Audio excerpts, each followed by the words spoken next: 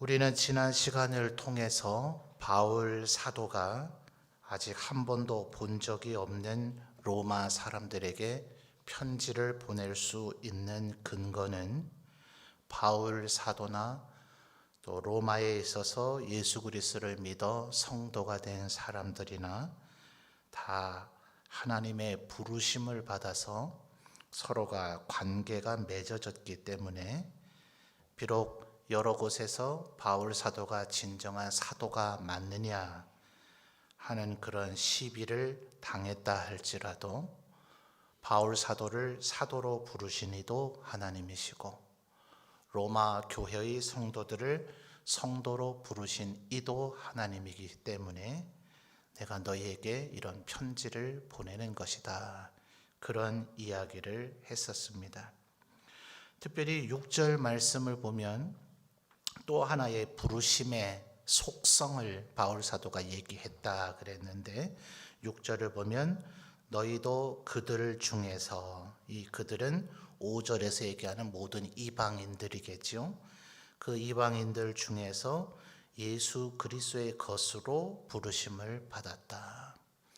바로 이 예수 그리스도의 것, 예수님의 소유된 우리들, 이게 지금 바울 사도가 오늘 편지를 쓰게 만드는 거죠.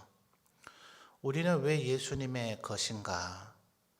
예수님께서 성부 하나님과 함께 천지 창조를 함께 하셨으니까 우리는 본질적으로 예수님의 소유물이죠. 그런데 우리들 스스로가 우리를 팔아먹어서 죄의 종이 되어버렸죠.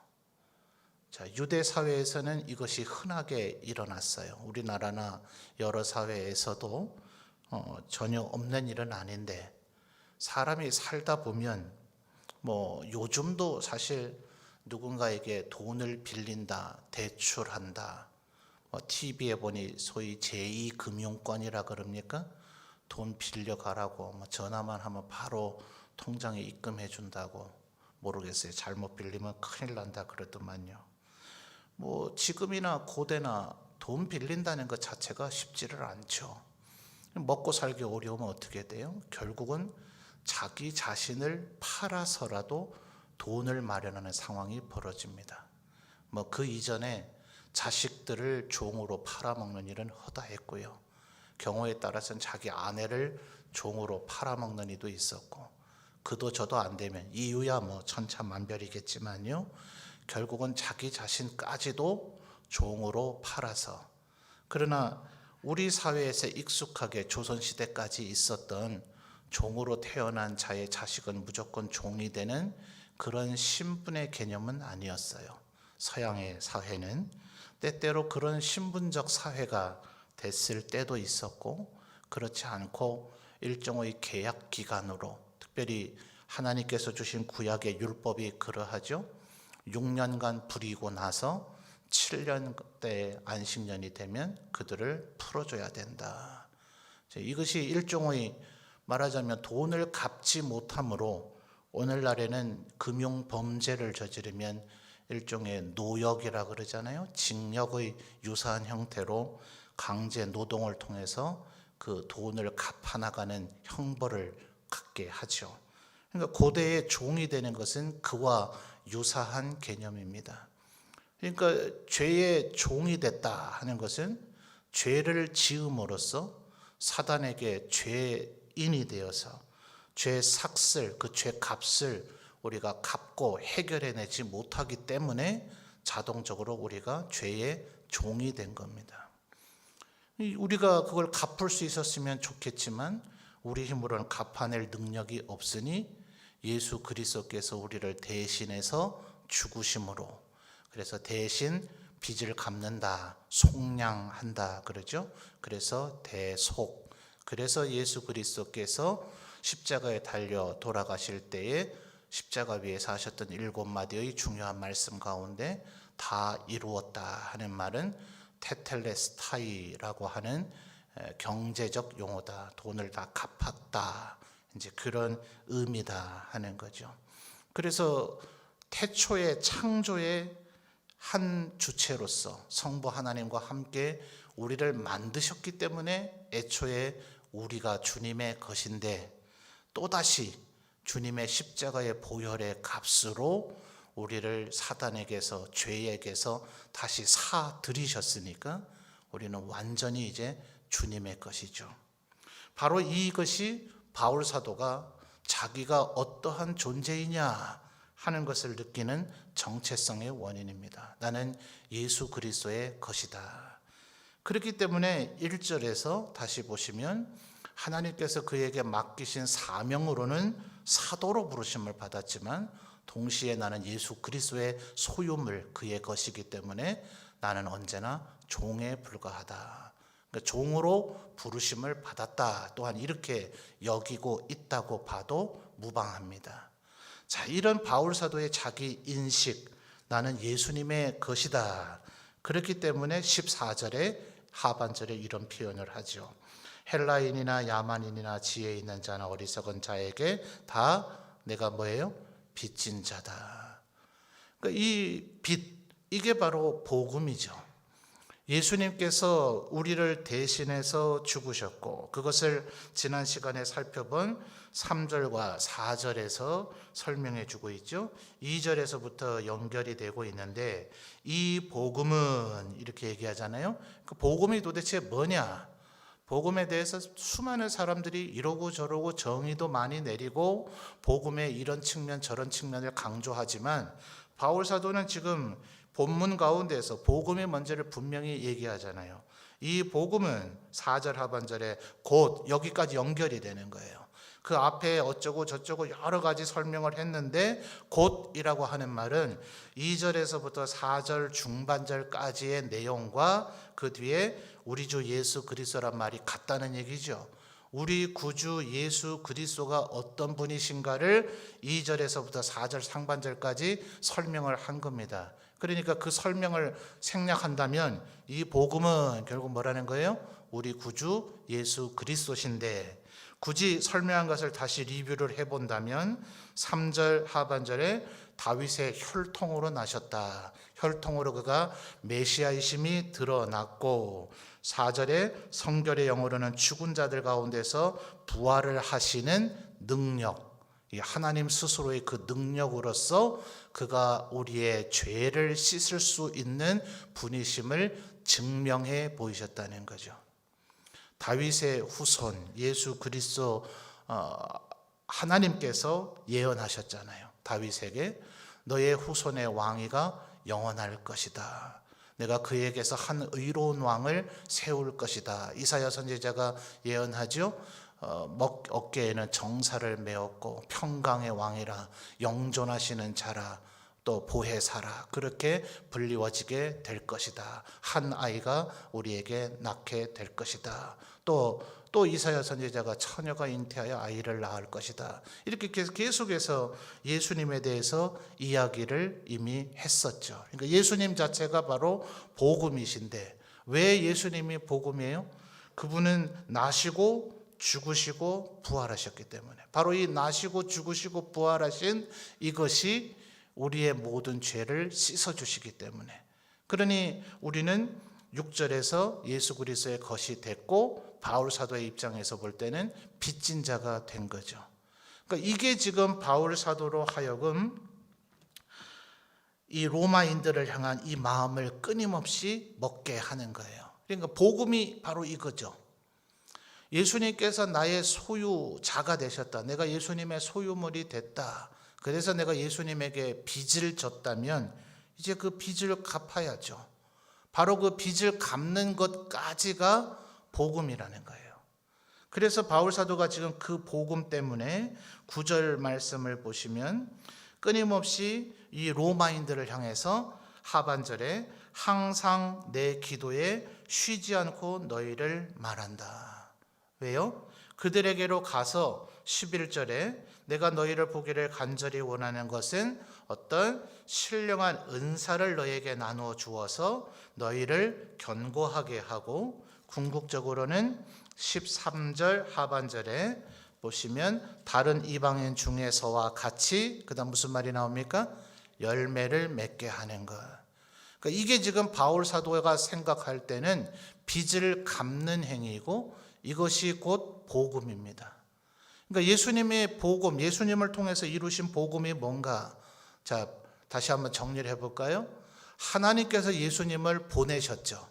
보내셨기 때문에 3절에서 얘기하는 다윗의 후손으로 나셨고, 예수님께서 우리를 대신해서 죽으셨죠.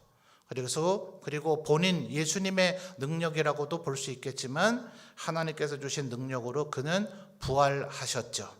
자, 하나님이 예수님을 보내셔서 예수님이 나시고 그리고 죽으시고 부활하셔서 우리의 죄값을 치러내는 것을 이루셨어요.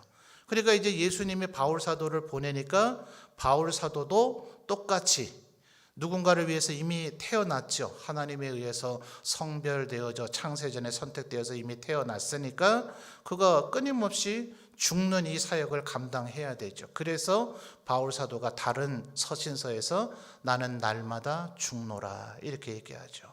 나는 죽어도 주님께서 나를 스스로 부활의 첫 열매가 되셨듯이 나를 부활시켜 주실 것이라는 걸 믿기 때문에 그렇게 한다는 거죠. 실제로 이고니온 루스드라 지역에서 돌에 맞아서 성 밖에 내던졌죠. 왜 그랬을까요? 이미 죽은 거예요. 일시적으로는 분명히 죽은 겁니다. 죽은 것처럼 보여진 정도가 아니라 죽은 거예요. 유대인들은 장난삼아 조금 고통 느끼게 하려고 돌을 치는 게 아닙니다. 그것은 사형의 집행입니다. 반드시 사형 집행하는 사람은 확인 사살을 해야 되죠. 그러니 예수님을 창으로 옆구리를 찔러 봤잖아요. 아니면 좌우편의 강도처럼 다리를 부러뜨려서 죽여야 되잖아요. 죽음의 형벌이기 때문에 십자가 형틀에 달린 사람은 중상의 상태, 많이 죽었네, 95% 죽었네, 집행했다고 치자 안 돼요. 반드시 죽여야 됩니다. 돌을 들어서 쳐서 죽이겠다는 것은 바울 사도를 죽이겠다는 거지, 거의 죽었네, 그냥 놔둬도 죽겠네, 그러면 우리의 목적이 달성됐네, 아닙니다. 반드시 죽었다는 것을 확인했기 때문에 이고니온 루스드라에서 성 밖에 시신을 내다 버린 거지 중상 입은 바울을 버린 게 아닙니다. 그러니까 예수님께서 다시 되살리셨잖아요. 그러니까 하나님께서 예수님을 보내셔서 죽음에서 부활할 정도로도 끊임없이 우리를 구속하기 위한 일을 했듯이, 그게 복음이듯이 나 또한 보내심을 받은, 1절에 사도가 바로 보내심을 받은 자라 그랬잖아요. 원래 그 단어의 의미는 보내심을 받은 자인데, 수많은 보내심을 받은 자, 우리들도 모두도 다 보내심을 받은 자죠. 그러니까 그리스도의 사신이라고도 표현을 하죠. 그러나 예수님께서 선택하시고 또 후에 임명하신 바나바, 바울, 야고보 같은 이들만을 특별히 하기 때문에 헬라 원어나 영어에서도 어퍼슬이라고 하는 이 단어에서 앞에 글자를 대문자를 사용함으로써 그냥 일반적인 보내심을 받은 자와 사도의 직분을 가진 자를 구별해서 용어로 사용을 합니다.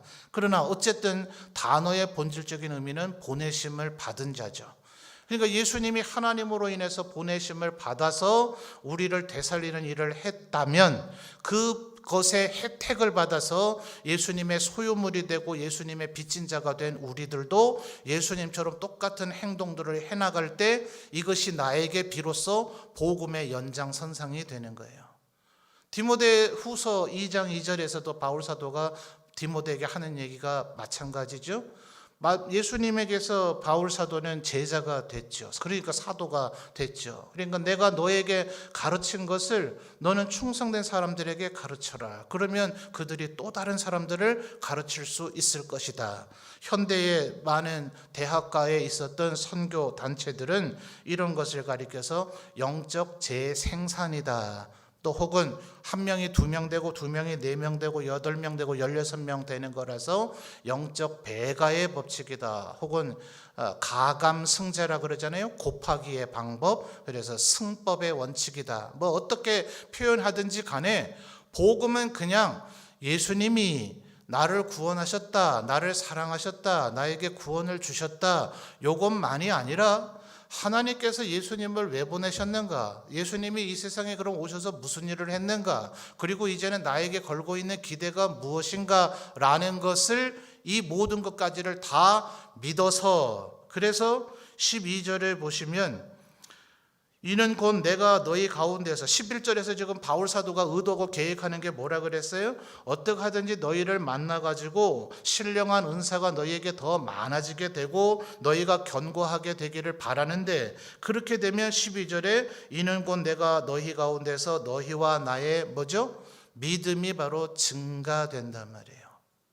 이게 믿음이란 말입니다. 믿음은 그냥 하나님이 어떤 분이다 요거 아는 정도 아니고요, 예수님이 어느 분이다 그런 정도가 아니라, 사도신경에서 나오는 얘기가 그게 아니에요. 이는 동정녀 마리아에게서 태어나셔서 본디오 빌라도에게 고난을 받아서 십자가에 달려 죽으시고 3일 만에 부활하셨다가 나중에 산자와 죽은 자를 심판하러 오신다. 이 모든 것이 우리가 믿는 것이다. 그것이 사도신경 아니에요. 그러니까 이 모든 것이 바로 믿음의 범주 안에 있는 거죠. 그러니까 예수님이 우리에게 그런 은혜를 베풀어 주셨다, 여기까지만 믿으면 이것은 믿음의 반쪽도 못 믿고 있는 거예요. 예수님이 우리에게 그렇게 하셨다면 이제는 우리도 그런 일을 해야 된다라는 그 바울 사도의 인식, 그것이 아까도 얘기했듯이 6절에서 우리는 예수 그리스도의 것으로 부르심을 받은 것이고, 그러므로 14절에 나는 누구에게든지 빚진 자다. 그 바울 사도가 또 다른 곳에서 뭐라 그럽니까? 하나님은 많이 받은 자에게서 많이 찾으신다. 똑같은 맥락의 얘기가 구약 성경의 신명기에서 여호수아 앞부분에서 나타나잖아요. 요단강 동쪽의 루벤과 갓, 므낫세 반 지파가 우리는 이쪽에서 땅이 확보됐으니 땅을 차지하겠습니다. 모세를 통해서 하나님께서 허락은 하시죠. 그러나 너희 모든 형제들이 요단강 서쪽에서 영지를 얻을 때까지, 하나님의 12지파 모든 하나님의 선택된 자들 아니에요? 그러니까 먼저 믿어서 마치 루벤과 갓과 므낫세 반지파처럼 요단강 동쪽에 이미 땅을 얻고 내 아내와 자식들과 가축들을 부려놓을 수 있는 그런 평안한 안락한 처소를 얻은 자들이라면, 그렇게 이미 먼저 하나님의 은혜와 복을 받았다면 요단강 서쪽으로 건너가서 늘 선봉에 서서 요단강 서쪽 나머지 9지파 반의 모든 지파가 자기들의 땅을 얻을 때까지 늘 선봉에 서라. 그들 모두도 안식을 얻거든 그 다음에 너희들이 영지로 돌아올 수 있을 것이다. 이게 바로 빚진 자의 삶의 자세이고 마음의 자세이죠. 그러니까 바울 사도가 계속해서 9절 하반절에 뭐라 그랬어요? 어떻게 하든지 내가 로마에게로 가야 되겠다. 왜 이렇게 안달을 내냔 말이에요. 지금 바울 사도가 이 로마서 편지를 어디서 썼겠는가? 고린도에서 아마 썼을 것이라고 보는 이도 있고요. 그러니까 고린도에서 누구를 만났다 했죠? 브리스길라와 아굴라를 만났는데 그들은 본도에서 태어났던 사람들이고 로마에 가서 살다가 글라우디오 황제가 추방령을 내려가지고 고린도에 왔다가 바울 사도를 만났다 그랬죠. 그러니까 바울 사도에게 이거 바울 사도님 잘 아시는 건 모르겠습니다만 우리가 살다가 추방당한 로마에 이미 예수님을 믿는 믿음의 형제들이 있습니다. 그래서 아마 편지를 쓰게 됐을 것이라고 보는 거예요.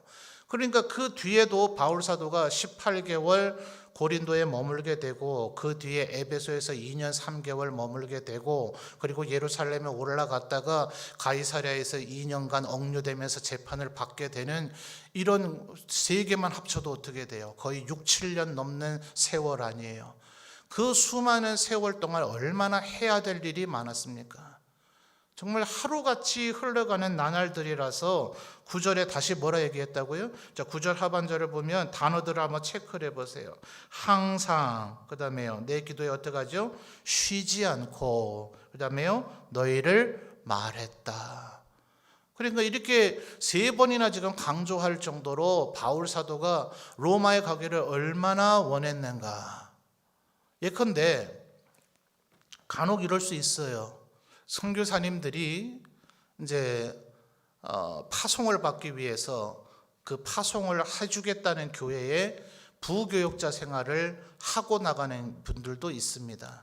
그래야 이제 한 2년 정도든 뭐 얼마 기간이라도 부교역자로 함께 동역을 하면 성도들과 정이 들잖아요. 그냥 우리 교회에서 파송한 선교사님이다 이렇게 아는 거 하고 모든 성도들과 함께 사역해야 되겠습니까만 교육부서 한두 개라도 맡고 교구 신방도 좀 하고 이러다 보면 그 가운데서 기도 제목도 나누고 밥도 같이 먹고 우스갯소리도 하고 그런 정이 쌓인 사람들이 생기니까 그래야 더 실질적인 기도도 하게 되고 실질적인 지원을 하게 된다. 이렇게 해서 일부러 정책적으로 하루라도 더 빨리 선교지로 보내는 게 더 나을 것 같기도 하지만 후원하는 교회와의 끈끈한 유대감을 위해서 그렇게 정책적으로 하는 교회들도 있어요.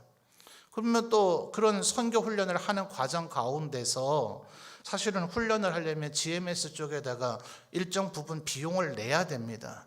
그 비용까지도 후원하는 교회에서 다 책임져 주면 얼마나 좋겠습니까마는 한국교회가 지금까지 선교를 그렇게 탄탄한 조직적인 방법으로 해오질 않았어요. 사실은 선교사 당신이 알아서 온갖 훈련을 다 받아서 선교사라는 직함을 얻어내고 어디다 갖다 놔도 선교할 수 있을 만한 능력과 역량을 스스로 갖춘 후에 당신이 그런 훌륭한 인재이니 우리가 보내서 선교를 한번 해보겠다, 이런 식의 태도라도 취해주면 다행이었지, 선교사가 될 가망성이 있는 자원을 데려다가 훈련시키고 양육시켜서 선교사로 보낸 그런 교회는 극히 예가 사실 참 드물었단 말입니다.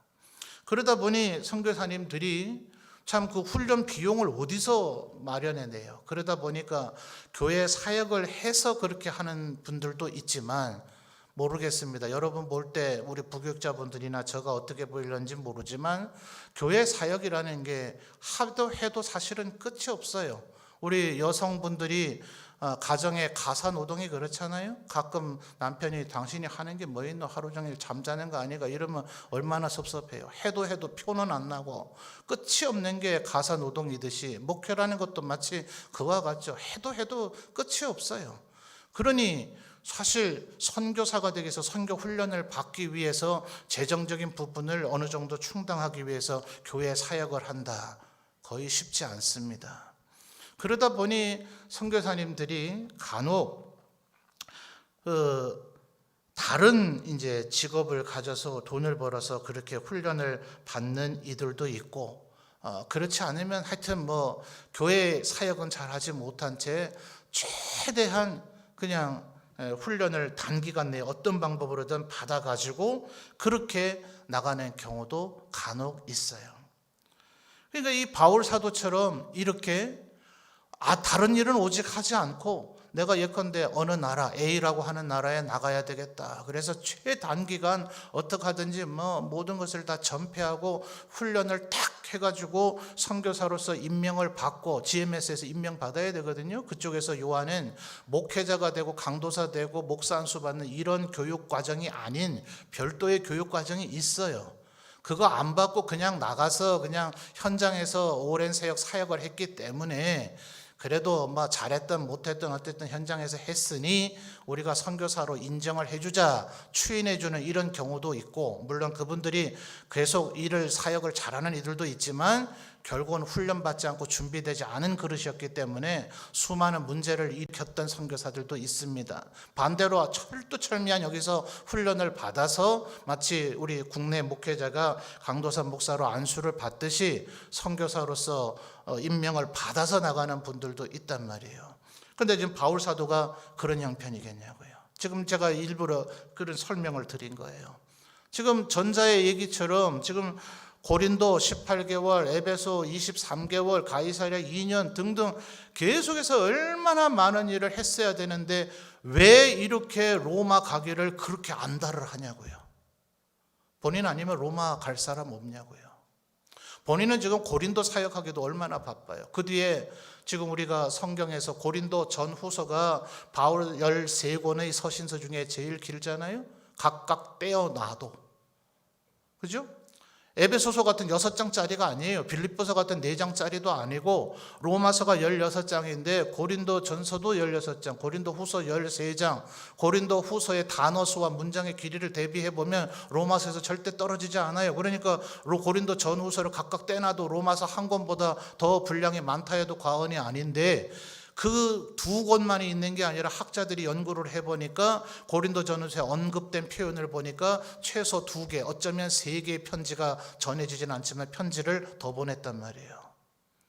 고린도에 그렇게 편지를 보낼 정도로 해야 할 일이 바울 사도 앞에는 늘 산적해 있었는데 뭘 이렇게 9절 하반절에 로마 교회를 향해서, 그러니 최소한 아까도 얘기했듯이 브리스길라와 아굴라가 로마에서로부터 추방돼서 와서 고린도에 있는 바울에게 로마에 그리스도인들이 있습니다, 교회가 있습니다 라는 사실을 알려준 때로부터 최소 7, 8년 뒤까지는 로마에 아직 가보지도 못했는데, 말하자면 지금 9절에서 얘기하는 이 항상 내 기도에 쉬지 않고 너희를 말했다는 것은 못해도 8, 9년 이상의 로마를 향한 간절한 보급을 전해주고자 하는 기도가 바울에게 있었다는 거예요.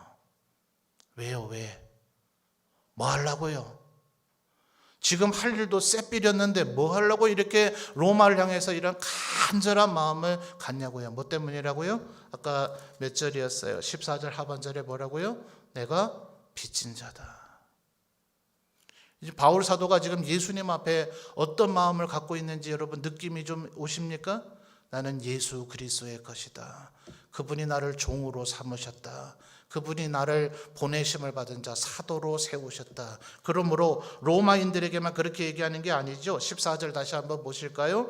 헬라인이나 야만인이나 지혜 있는 자나 어리석은 자에게나. 이 단어도 이제 용법이 여러 가지로 이해할 수가 있습니다. 헬라인은 그냥 그리스인이 아니라 로마, 헬라, 그리스 로마라 이렇게 부른다 그랬잖아요. 여기서 말하는 헬라인은 로마 제국의 영토 안에 있는 모든 사람들을 얘기하는 것이고요.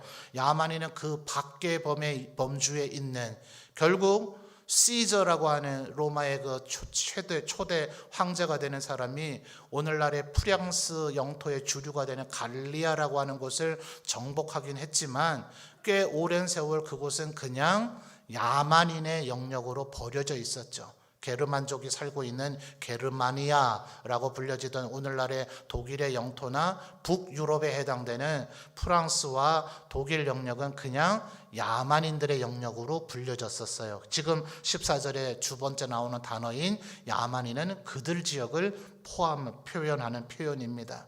지혜 있는 자는 마찬가지로 주로 헬라 철학에 심취해 있는 사람들이겠지만 로마의 지식계층들을 얘기하는 것이고, 어리석은 자는 또한 방금 말씀드린 갈리아나 게르마니아에 해당되는 프랑스 독일 지역, 북부 유럽에 해당되는 그 야만인들이 살고 있는 지역을 다시 한번 다르게 표현한 것에 지나지 않습니다. 물론 또 다른 견해로 이 단어들을 해석해야 된다고 주장하는 신학자들도 있습니다. 그러나 복잡하게 생각할 것 없이 내가 빚진 자라 하는 내가 앞에 한 글자 단어 뭐가 나옵니까? 다죠, 다. 그죠? 바울 사도 이 말은 뭐예요? 온 세상 모든 사람에게 나는 빚진 자다. 그러니까 뭐 헬라인이니 야만인이니 지혜 있는 자니 어리석은 자니 따지고 분석하고 할 게 뭐 있어요. 바울 사도가 지금 생각하고 있는 복음이란 뭐예요?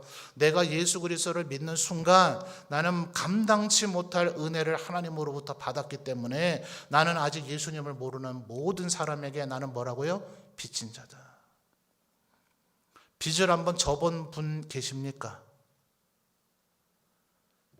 그냥 빌려서 잠깐 있는 그런 빚 말고요. 빚쟁이가 하루도 멀다 하고 쳐들어와가지고 돈 내놓으라고 행패 부릴 정도쯤은 돼야 빚을 좀 줘봤다 할 것 아닙니까? 그런 일을 겪어본 분들에게 제가 여쭤봅니다. 지금 가장 마음의 소원이 뭡니까? 이놈의 빚 좀 갚으면 좋겠다. 빚진 사람에겐 제1의 소원이, 제1의 관심사가 빚 갚는 거예요. 바울 사도의 지금 마음이 이해가 되세요? 지금 해야 할 일도 얼마든지 너무나 많고 있는데도 불구하고 뭐 때문에 아까 9절 하반절에 항상 내 기도에 쉬지 않고 너희를 말하는가? 로마 갈 수 있어요, 없어요? 갈 수 있어요, 없어요? 아니 못 갔다니까요. 못 갔어요. 지금 갈래야 갈 수도 없고 갈 형편도 안 됐고 못 갔어요. 그러나 브리스길라와 아굴라에게 그런 얘기를 듣고 지금 계속 기도하고 있는 거예요. 13절에 형제들아, 뭐라 그래요? 내가 여러 번 너희에게 가고자 한 것을 너희가 모르기를 원하지 않는다. 가고자 했는데 갔어요? 못 갔어요? 못 갔어요. 13절 하반절에 뭐라 합니까? 지금까지 길이 막혔도다. 안 돼요. 일이 지금 안 되고 있어요. 안 되면 이제 그만 포기해야 되잖아요. 아니 한두 달 해보고 안 되면 그만둬야 되잖아요. 6개월 1년 해보고 안 되면 이제 그만둬야 되잖아요. 3년 5년 해보고 안 되면 이게 아닌가 보다 이제 그만둬야 되잖아요. 바울사도 뭐라고요? 항상 쉬지 않고. 왜요? 빚진 자기 때문에. 이건 내가 하고자 했던 일도 아니고 내가 계획한 일도 아니고 나의 소유주가 되신, 나를 그리스도의 것으로 삼으신, 그냥 나를 덜렁 얻어내신 게 아니라 그분의 죽음의 피값으로 원래부터 주님의 것이었는데 다른 존재의 원래 소유물이었던 것을 주님이 획득하신 게 아니라 애초부터 창조하셨기 때문에 원래 주님의 것이었는데 우리의 불순종과 거역 때문에 마귀의 종이 되어져 버린 우리를 주님의 피값으로 지불하고 다시 얻어내셨으니 정말 이것은 주님의 것이고 주님의 것이고 주님의 것이죠. 그렇게 빚진 우리가, 그래서 존경하는 옥하는 목사님 살아생전에 제자 훈련을 할 때마다 가스펠송에 그런 가사가 있어요. 주님의 빚진 자되여 평생 갚아도 갚지 못한다 하는 그런 가사가 나오는 찬양이 있습니다. 조금 오래된 가스펠 찬양이라서 최근에는 잘 부르지 않는 찬양인데 그 찬양을 부르시면서 강의 도중에 흐느껴 우시곤 했던 그 기억이 납니다. 바울 사도의 마음이죠. 우리는 예수 그리스도의 것이다. 그리고 빚진 자다. 그런데 지금 안 되고 있잖아요. 근데 왜 이렇게 기도할까요? 자, 10절을 보십시오. 어떻게 하든지 너희에게로 나아갈 좋은 길 얻기를 구하고 있는 게 바울의 마음인데, 제가 지금 의도적으로 한두 단어를 건너뛰었죠. 어떻게 하든지 너희에게로 나아갈 좋은 길 얻기를 구하는데 그 가운데 바울 사도의 마음에 또 뭐가 있습니까? 하나님의 뜻 안에서. 아니 명백하잖아요. 너무나. 브리스길라와 아굴라를 하나님께서 만나게 해주셨죠. 본도는 터키의 북부 지역, 바다를 건너서 로마, 그 수많은 광대한 로마 제국 가운데, 그 수많은 도시 가운데 왜 하필 고린도에 있는 바울 사도에게 그들이 와서 서로 만나게 됐을까요? 왜 그들을 통해서 로마 교회 교인들에 대한 이야기를 듣게 하셨을까요? 근데 왜 지금 이토록 기도하는데 길을 자꾸 막혀서 열리질 않을까요? 분명히 주님의 뜻이잖아요. 너는 나의 것이다. 예수 그리스도의 소유물이다. 너는 나에게 빚졌다. 내가 너를 이방인의 사도로 삼았다.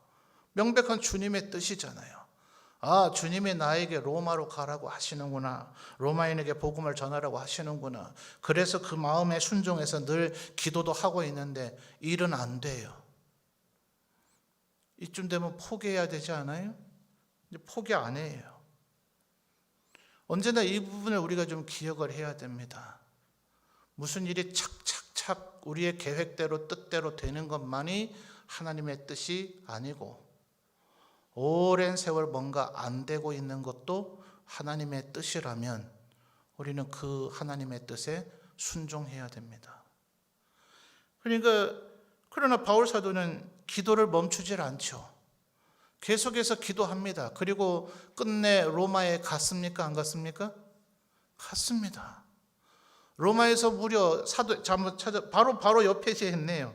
사도행전 28장 바로 옆 페이지네요. 사도행전 28장 30절과 31절 한번 같이 읽어볼까요? 사도행전 28장 30절 31절입니다. 시작. 바울이 온 이태를 자기 셋집에 머물면서 자기에게 오는 사람을 다 영접하고 하나님의 나라를 전파하며 주 예수 그리스도에 관한 모든 것을 담대하게 거침없이 가르치더라. 아멘. 결국 기도한 대로 됐어요? 안 됐어요? 됐어요. 아마 못해도 지금 로마서 이 편지를 쓰는 시점에서부터 아마 못해도 10년은 더 지났을 것입니다. 근데 결국은 하나님이 그 일을 이루시더라. 그러나 언제나 우리가 너무나 명백해 보이는 하나님의 뜻이라 하더라도, 그래서 그 일을 위해서 우리가 철두철미하게 준비하고 굴하지 않는 뜨거운 열정을 가지고 그 일을 시도해보고 그런다 할지라도 안 될 때가 있다. 그럴 때 그것조차도 하나님의 뜻이라는 것을 분별할 수 있어야 된다. 하나님의 뜻이면 하나님께서는 아니어도 우리 마음에서 기도를 사라지게 하지 않아요. 분명히 좌절하는 순간도 있을 것이고 절망하는 순간도 있을 것이고 하고 싶지 않은 그런 순간도 있겠지만, 그것이 하나님의 뜻이 맞으면 주님은 끊임없이 우리를 또다시 독려하세요. 엘리야가 그러했고 수많은 믿음의 선진들 요나도 그러했듯이 로뎀나무 아래 들어 누워서 차라리 죽이십시오. 이제 그만 사는 게 낫겠습니다. 더 해봐야 뭐 하겠습니까? 하는 그런 심정이 들어도 주님은 또다시 폭풍을 일으키시고 비바람을 불게 하시고 불꽃이 일어나게 하셨다가 다시 세밀한 음성 가운데서 하나님의 말씀을 들려주시고, 바알에게 무릎 꿇지도 않고 바알에게 입맞추지도 아니한 자 7,000명이 너 못지않게 지금 내 사명을 잘 감당하고 있다는 메시지를 들려주시고, 예후와 베나닷을 세우시고 엘리사를 세워서 너의 뒤를 잇게 할 거라는 하나님의 계획도 들려주시더라 하는 겁니다. 힘들고 어려워도 어차피 뭔 하나님의 소유된 자가, 빚진 자가 뭐 신나고 좋고 재밌고 열매 많고 그럴 때만 주님의 일을 할 거예요? 그건 주님의 것이 아니죠. 아직 네가 네 거네요. 지가 지 거니까 좋을 때는 하고 안 좋을 때는 안 하려 하는 거겠죠. 주님의 것이라면, 원래부터 주님의 것이었는데 주님이 또다시 핏값을 주고 사신 주님의 것이라면, 그래서 주님 앞에 빚진 자가 된 것이 분명하다면, 안 돼도 힘들어도 어려워도 꽉 막혀 있는 것 같아도 주께서 하라면 해야죠. 그게 주님의 사도, 주님의 보내심을 받은 자의 태도이죠. 그러면 우리는 무조건 기도만 할 것인가? 다시 한번 잘 보십시오. 11절, 아까 이미 단어들은 짚었어요. 11절 볼까요? 내가 너희 보기를 간절히 원하는 것은 어떤 신령한 은사를 너희에게 나누어 주어. 자, 어떻게 한다고요? 신령한 은사를 나눠 준대요. 와, 참 보기에 따라서는 위태한 표현이죠. 바울 사도가 나눠줍니까? 이 신령한 은사, 신령, 말 그대로 영적인 스피리추얼 기프트잖아요. 하나님만이 주실 수 있는 거죠. 이때 바울 사도가 나눠줘요. 이게 그런 의미는 아니죠. 근데 하나님으로부터 이 하나님의 선물, 신령한 은사가 그들에게 나누어지도록 하려면 우리가 통로가 될 수 있죠. 근데 분명히 의미상 말입니다. 바울 사도가 하나님을 참칭하거나 신성 모독적 표현을 한 것이 아니라 통로임을 자인하고 있기 때문에 이 표현을 썼다면, 어쨌든 통로로서 뭐 해야 돼요? 나누어 주려면 어때야 됩니까? 내게 있어야죠. 있어야 나눠줄 거 아니에요. 기억하셔야 될 것은, 바울 사도는 무턱대고 로마를 가고자 한 것만 아니라, 로마인을 만나려고만 했던 것이 아니라 본인이 신령한 사람이 되기 위해서 애썼다. 고린도전서 2장과 3장을 기억하십니까? 육에 속한 자가 우리는 되지 말아야 된다. 육신에 속한 자도 되지 말아야 된다. 우리는 신령한 자가 돼야 된다. 그래야 그 열매가 풀과 나무와 지푸레기와 같지 아니하고 금과 은과 보석과 같아서 불시험을 통과한 후에도 너희에게 남아있어서 천국에서 너희가 상급을 받게 될 것이다. 아볼로는 물을 주고 나는 심었고 아볼로는 물을 주었지만 각각 자기가 행한 대로 상을 받게 될 것이다. 무슨 역할을 하든지 간에 신령한 사람이 돼야 된다. 그러니까 먼저 바울 사도가 지금 11절에 로마인들에게 신령한 은사를 나눠주고자 이렇게 마음의 소원을 먹고 있다면 그 스스로 무엇을 힘쓰고 애썼을까요? 본인 스스로가 언제나 성령 충만한 사람 되기를 힘쓰고 애썼고, 갈라디아인들에게 뭐라고 얘기합니까? 너희가 성령으로 시작했다가 육체로 마치려고 하느냐.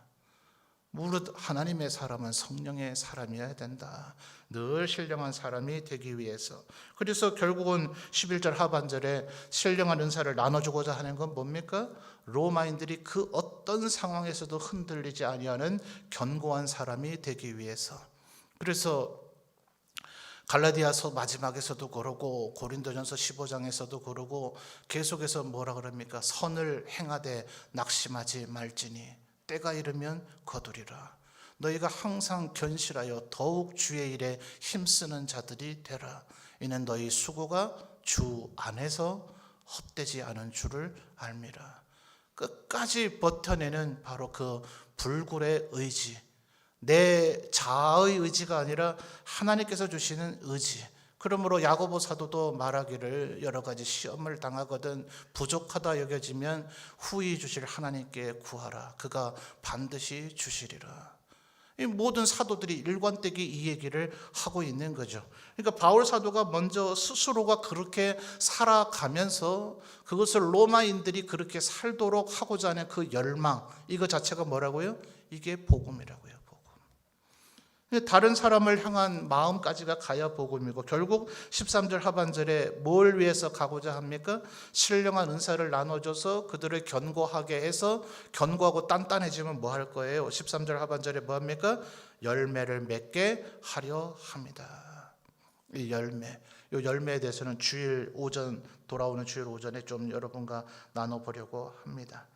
그래서 이렇게 바울 사도의 계획이 있기 때문에 그는 빚진 자로서 이 복음, 우리가 그리스도의 것이요 그리스도의 소유물이 되어졌으며, 그리고 바울 사도뿐만 아니라 로마인들까지도 신령한 은사를 가지고 견고하여져서 열매를 맺도록 하는 하나님의 뜻 안에서, 오늘 비록 그 일이 잘 이루어지지 않는다 하더라도, 로마로 갈 수 있는 길이 막혀 있다 하더라도 절대로 굴복하거나 포기하지 아니하고 항상 기도하며, 그러나 기도만 하는 것이 아니라 만약 길이 열리면 아까 사도행전 28장 30, 31절에서 담대하게 거침없이 가르쳤다 하는 것처럼 그들에게 신령한 은사들을 어떻게 나눠줄 것에 대한 계획을 늘 가지고 있더라. 이것이 바로 복음이다 하는 겁니다.